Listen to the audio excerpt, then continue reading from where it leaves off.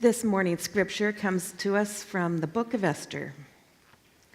Now there was a Jew in the citadel of Susa whose name was Mordecai, son of Jair, son of Shimei, son of Kish, a Benjaminite. Kish had been carried away from Jerusalem among the captives carried away with King Jeconiah of Judah, whom King Nebuchadnezzar of Babylon had carried away. Mordecai had brought up Hadassah, that is Esther, his cousin, for she had neither father nor mother.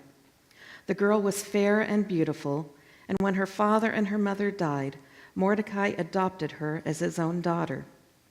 So when the king's order and his edict were proclaimed, and when many young women were gathered in the citadel of Susa in custody of Haggai, Esther also was taken into the king's palace and put in custody of Haggai, who had charge of the women. The girl pleased him and won his favor, and he quickly provided her with cosmetic treatments and her portion of food, and with 7 chosen maids from the king's palace, and advanced her and her maids to the best place in the harem. Esther did not reveal her people or kindred, for Mordecai had charged her not to tell. When Esther was taken to King Ahasuerus in his royal palace in the 10th month, which is the month of Tebeth, in the 7th year of his reign, the king loved Esther more than all the other women. Of all the virgins, she won his favor and devotion, so that he set the royal crown on her head and made her queen instead of Vashti. Then the king gave a great banquet to all of his officials and ministers, Esther's banquet. He also granted a holiday to the provinces and gave gifts with royal liberty.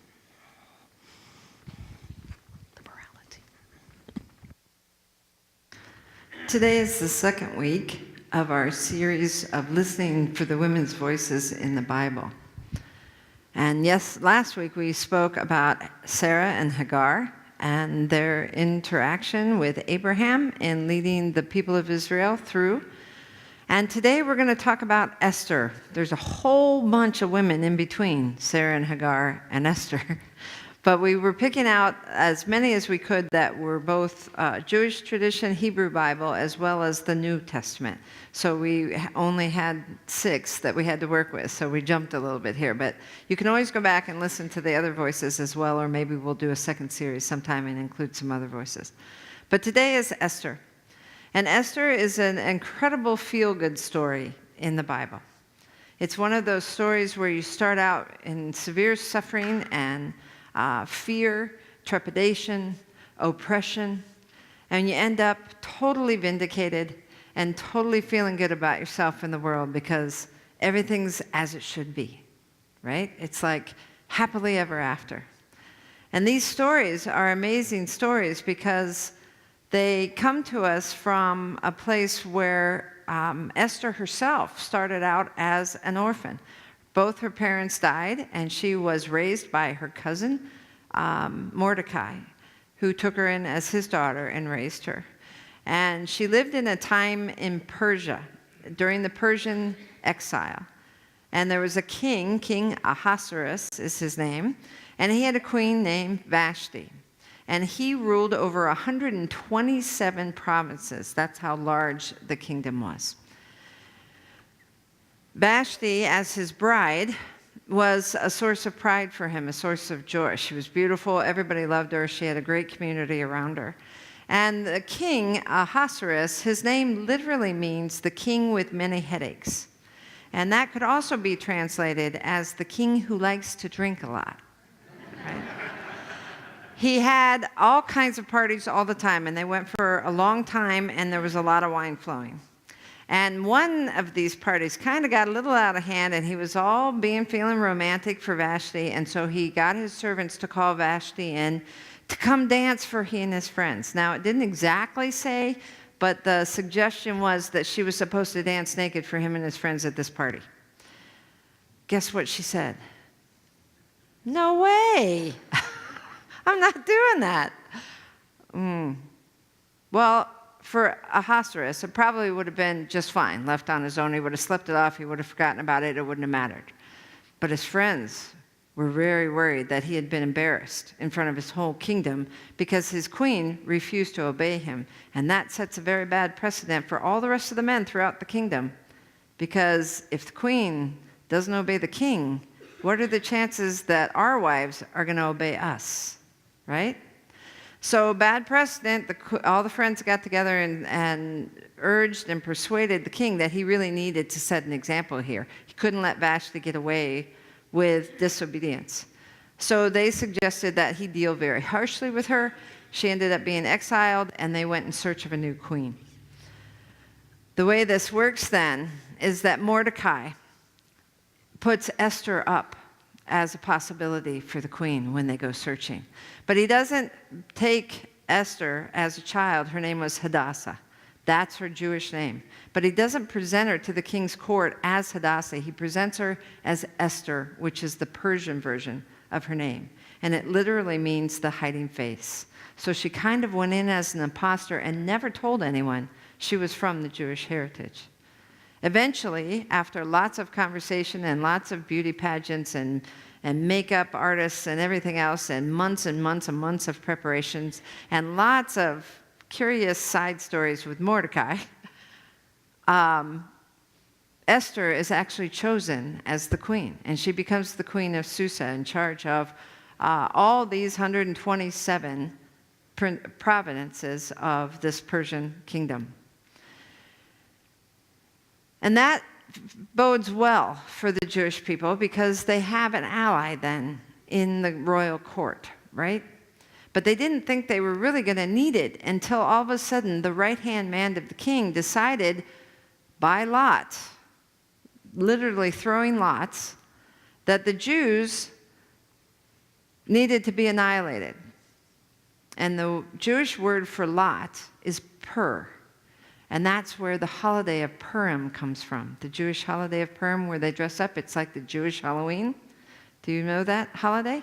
There's a big holiday that they celebrate every year, and this story is the basis for that holiday. It's also the story of how Esther lives most fully into her calling.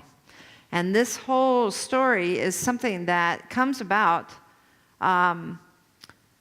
as through the Midrash. The story itself never mentions God at all. But in the Midrash, which are the stories that surround the biblical account of this story, there's all kinds of conversation with God. It's full of prayers and wonder and joy and love and asking for help and support for God in the world. And that's the Jewish tradition. But for some reason, in this particular account of Esther, this is the one book in the Bible that does not mention God anywhere in the Bible. And so we have two different kind of accounts of the story that were both written about the same time. One is canonized in the Bible, the Hebrew Bible. The other one is considered Midrash, those stories that sit alongside it. And the Midrash and biblical scholars throughout have consistently said that this story of Esther is in fact not historical, which means it didn't actually factually happen, but that it is a combination of things that use metaphor and story in order to point to a particular truth. Now, if this is such a story of triumph over oppression and suffering in the world, and a story of a great nation coming into its own as the Israel people are in this story, why wouldn't God be mentioned? And what is this story? Why is this canonized in the Bible? What's it tell us about who God is and how God works in the world? It is using a woman's story to tell the story about Israel and how it comes back into its glory. But what is it saying about God? Does it need to be a factual account in order for it to have power and meaning? Or can we glean those things from it that tell us something about how God works in the world, as we do with all the stories of the Bible, whether they're male or female voices? Those are the questions we're going to be asking today. And these types of stories, that even though they may not be factual, are stories that bring us from oppression into glory. And we do this ourselves. The entire comic book industry is based on that.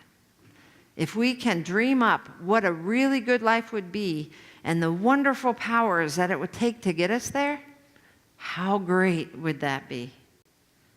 And how many comic stories tell the same thing, right? The most recent comic book story that has come to life in film is Wonder Woman, right? And it's incredible to me that when I started looking at the two stories, how much the story of Diana Prince, who is Wonder Woman, actually parallels the life of Esther and her discernment for her people. And so I'm going to do some comparisons today. How many have seen the movie Wonder Woman? Okay, how many want to see it? Okay, good. Spoiler alert. I'm going to say some things in here today that you might not want to know before you go see the movie, so I suppose you could get up and leave. Oh, that would be pretty awkward. But I promise I won't ruin it forever. It just kind of builds the excitement, and you'll want to see it even more, really. So I hope you'll allow this for me. But it is astonishing that both women have to deal with the discovery of their own identities, how they're being called by God to behave in the world, and what they're being called to be in the world. And then they have to realize and identify all the obstacles that stand in the way of fulfilling that calling by being who they most fully were created to be. And then through that identity, they find ways around and through those obstacles into a new reality. God makes a way where there is no way through this identity and using that identity as your own kind of sword and shield to battle through all the obstacles of our days. So this is going to be, I think, a very fun story to tell. And we're going to take some time with it. So if you want to escape now, before I tell you any of the spoilers, you certainly can. But what I'd like you to do is listen. Oops, stop for a second, pause. This is a story of a woman that is just like Esther in her way. She's trying to stop genocide. There was a threat from Hamar, the right-hand man of the king, of annihilating the Jews, right? And it happens over and over again in Jewish history. And this genocide in World War II was stopped by this woman. So these are our current voices in the Cup of Jane videos. Please watch.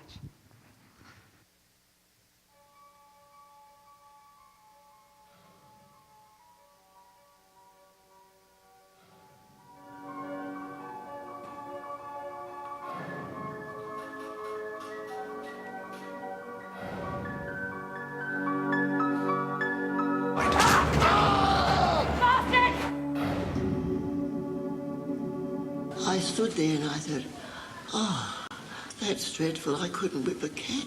But if ever I can do something one day, I'll do it.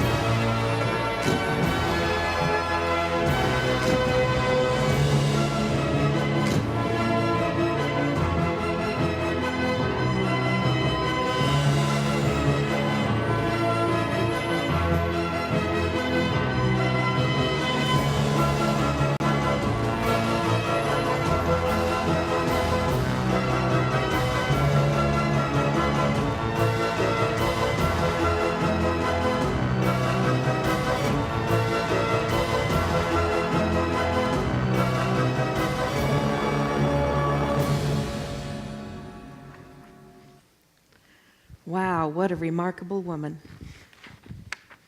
Now back to Esther. When Mordecai learned all that had been done, Mordecai tore his clothes and put on sackcloth and ashes and went through the city wailing with a loud and bitter cry.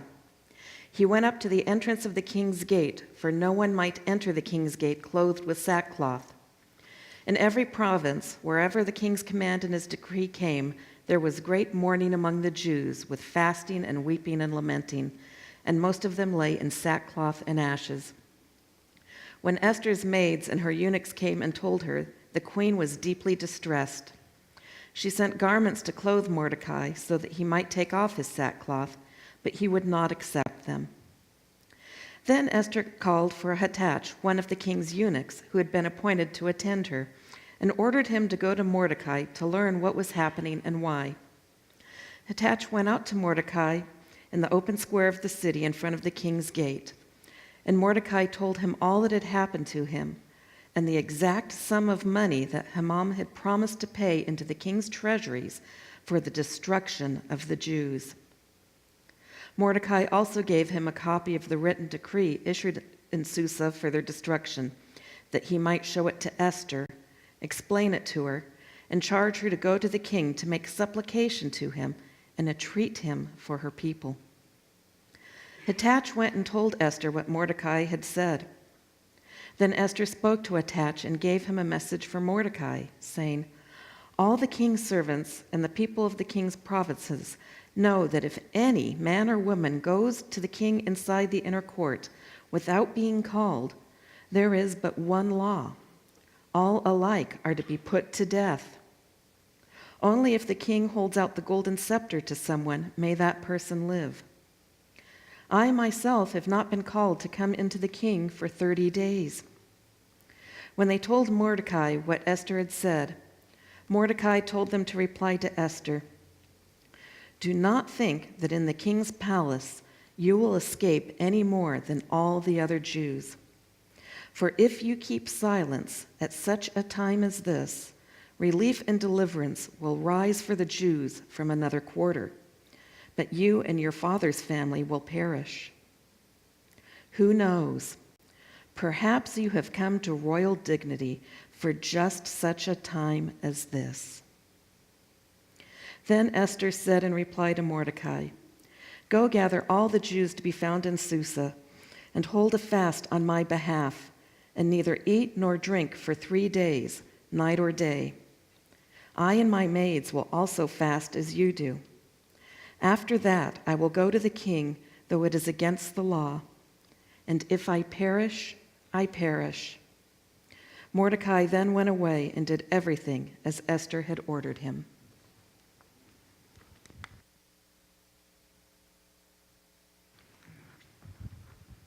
Identity and obstacles. Comparing Esther to Diana Prince, or Wonder Woman, they're very similar. For Esther, we have Mordecai, who brings the information to her about this plot to kill all the Jews throughout the provinces. And she is not sure that it's her role or her call to do anything. She has to discern whether this is her calling or not. He sees it as a great opportunity and one of the wonderful reasons why he wanted to put her in that position in the first place. And so he says to her, "For if you keep silent at such a time as this, relief and deliverance will rise from the Jews from another quarter, but you and your father's family will perish. Who knows," he says, "perhaps you have come to royal dignity for just such a time as this." This is Esther's moment of call. This is her identity that she has to discern. She is there wondering if it's worth the risk. She watched what happened to Queen Vashti for disobeying the king. She knows what could happen to her. She has to determine if it's worth the risk. She has to determine if she is the one that's supposed to save all the Jews. Even if she does make it in to talk to the king, does she have what it takes to persuade him to change his mind? Haman is very powerful, his right-hand man, and he has control over all kinds of things in the kingdom. He was the one that asked that Vashti be banished in the first place. And he knows that Mordecai refuses to bow down to him because he's a Jew. And so he has a vengeance to play out. And Esther's in the middle of that. She has to determine her identity. And Diana Prince was told from a little girl on that she was created out of clay by Zeus and given life in order to be of assistance to the Amazon community if the god of war, Eros, comes back to do battle with them. She knows that this is their calling as a community, is to stop Eros, which is the god of war. So to stop war is the call of the entire community. And she has been told that Zeus has left behind this amazing weapon that will help them defeat Eros when Eros comes back. She thinks it's this sword that they've set off in a special place and guarded in the kingdom. And here's the spoiler alert. She finds out one day when she's training to do battle as a warrior, as all they are all trained as warriors, that as she leans back in a defensive mode to block herself from a sword that's coming at her, her hands crash together and it lets go this energy stream that just wipes out everybody that's in front of her and pushes them back, almost killing the person that she's sparring with, her aunt. And she has no idea she has this power. She didn't know she had this power. This was her place of identity. She realizes that there's way more to her story than what she's been told. So she goes back to the leaders of the community and says, why didn't you tell me about this? What more is there about me that I don't know anything about? So she goes in search of the God killer, the special weapon that they have to stop Eros. And the mother finally tells her that part of your specialness is that you are that special weapon that Zeus left behind in order to help us do battle against Eros. It's not the sword, it's you. So now she has to determine whether she can risk losing her community, leaving her community to help this soldier who tells her all kinds of tale about war in his world, or whether she needs to stay behind and protect her own community. But if her calling is to stop Eros, then wherever war is, she needs to go fight it, because that's what she was made for. Does she leave her family against her mother's wishes? Does she leave the community and leave them unguarded to do their own battles as she goes and helps this soldier? Her identity is something she must discern for herself in this moment. And there are many obstacles that stand in the way of fulfilling this identity. Even if you feel a sense of call, how can you possibly get past all the obstacles that are in your way to live most fully into who you were created to be? For Esther, the obstacles were legion. She says, the king's servants and the people of the king's provinces know that if any man or woman goes to the king inside the inner court without being called, there is but one law. All alike are to be put to death. Only if the king holds out the golden scepter to someone may that person live. I myself have not been called in to the king for 30 days. She's risking a great deal. She does not have open access to the king. He does not speak to her on a regular basis. Women had very little admittance to anything that was happening in the government or the decisions of the kingdom at the time. She risks everything by trying to be a part of this. So she has to discern. And she asks Mordecai for time to discern, to ask all the Jewish people across the provinces to fast and to pray, while she and her maids fast and pray onto whether this is worth the risk to take or not. Diana Prince has similar obstacles. She is in a new world altogether. Women in this new world have no say in anything. They don't get to make decisions. In fact, they're not even allowed in the government halls or the courtrooms. She follows in by accident, and they all go crazy and throw her out. What is a woman doing in our court? Even though she has information for them that they need. She has to dress differently to fit the culture of the time. She wears a coat and boots and a long jacket, and she ends up having to defend the soldier in the streets of London as they're walking around, and she can barely move. But she manages, right? She's got this fabulous whip. You got to see it. But it's cumbersome. It doesn't fit her well. It's not who she is. Her identity is being questioned by having to fit into a culture that doesn't suit who she is. And she's questioning all that.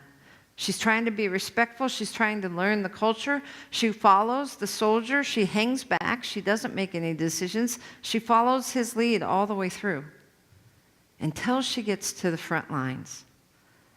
And their job is to go through the front lines over to the other side and find out what they can, like spies, on the other side of the front line to take the information back.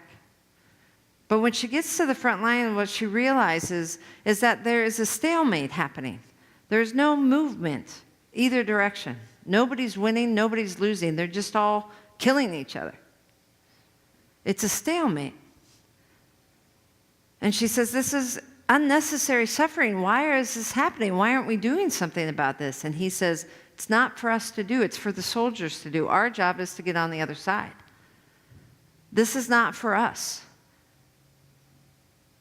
She throws off her cape and she starts climbing the ladder in all of her wonder and glory in her Wonder Woman outfit, right? She's got her shield, she's got her sword, she's got the boots.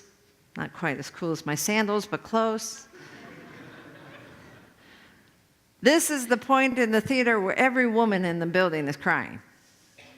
Because it's just astounding. She says to him, it may not be why you have come here, but it is why I am here.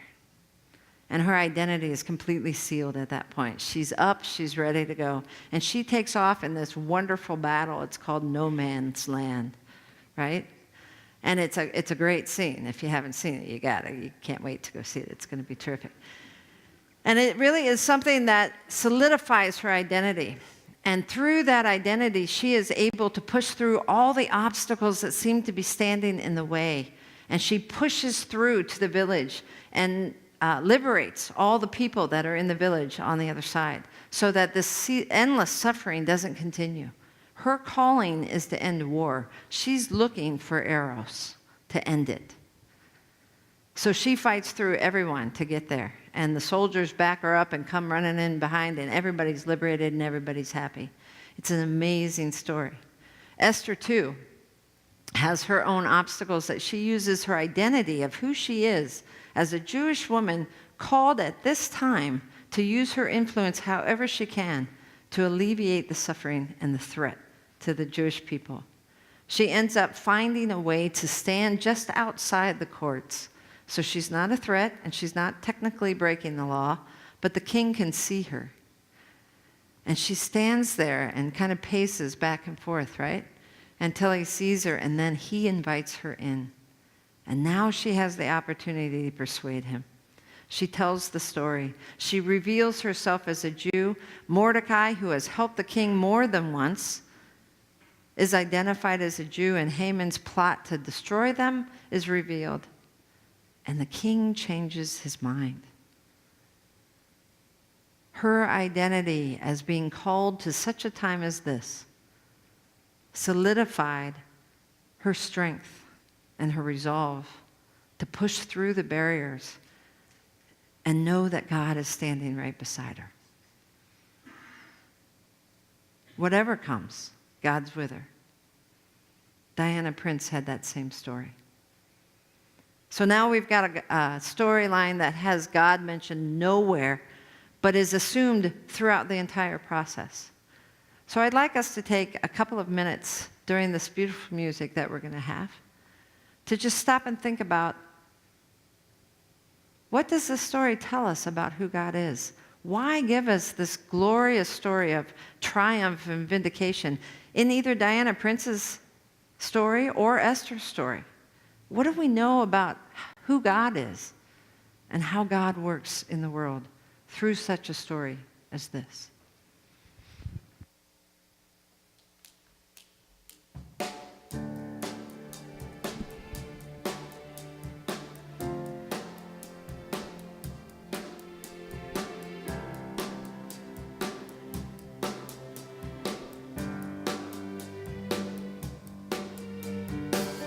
Feels like I've been holding my breath, trying to still my restless heart. Everything hangs on my next step, finding my nerve, playing my part.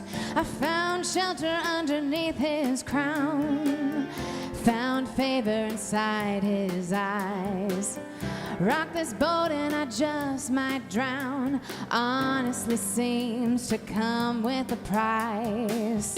There's a time to hold your tongue, time to keep your head down. There's a time, but it's not now. Sometimes you gotta go uninvited. Sometimes you gotta speak when you don't have the floor. Sometimes you gotta move when everybody else says you should stay. No way, no, not today. You gotta ask if you want an answer. Sometimes you gotta stand apart from the crowd. Long before your heart could run the risk, you were born for this.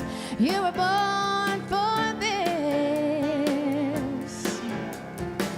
I'm leaning on the ones before me, my father's dreams.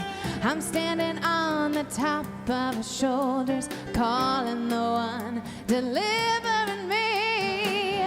There's a time to hold your tongue, time to keep your head down. There's a time, but it's not now. Sometimes you gotta go uninvited. Sometimes you gotta speak when you don't have the floor. Sometimes you gotta move when everybody else says you should stay. No way, no, not today. You gotta ask if you want an answer. Sometimes you gotta stand apart from the crowd. Oh, long before your heart could run the risk, you were born for this. You were born for this. One step, one move, born to trust you, made to lay my life before you. So I gotta go. Sometimes you gotta speak when you don't have the floor. Sometimes you gotta move when everybody else says you can stay. No way, no, not today. You gotta ask if you want an answer. Sometimes you gotta stand apart from the crowd. Oh, long before your heart could run the risk, you were born for this. Oh, you were born for this. You were born for this. Oh, you were born for this.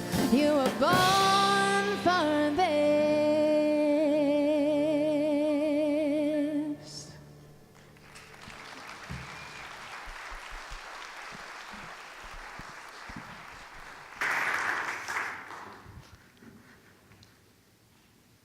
So the story that mentions God nowhere in the text has God throughout all of it, right? And it's assumed in this Jewish heritage and tradition that God is with them always. And just like in the story of Sarah and Hagar and Abraham last week, it's God's steadfast love that persists throughout the story. and gives the identity to the people that raises them up and steps them into their identity past all the obstacles. This story and Diana Prince's story are both not about the winning of the war. When Diana Prince comes back from breaking through and ending that particular war, she goes back to work as a social worker or something, and then she gets a note that says, "We need you, you're not done." It wasn't the last war. She's going to have to do it again and again and again. Esther stopped the genocide that time, in her time. But it happens again and again and again. It's not about the winning. It's about the persisting. God has the winning.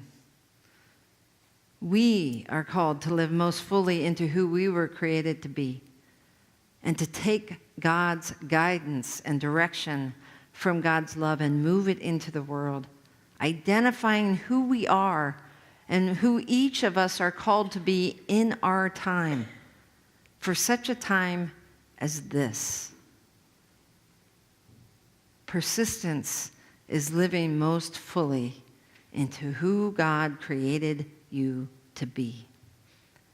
That's not just a female voice. That's a creation voice. And it's for all of us. And God's steadfast love is the love that directs us and calls us into fulfilling that.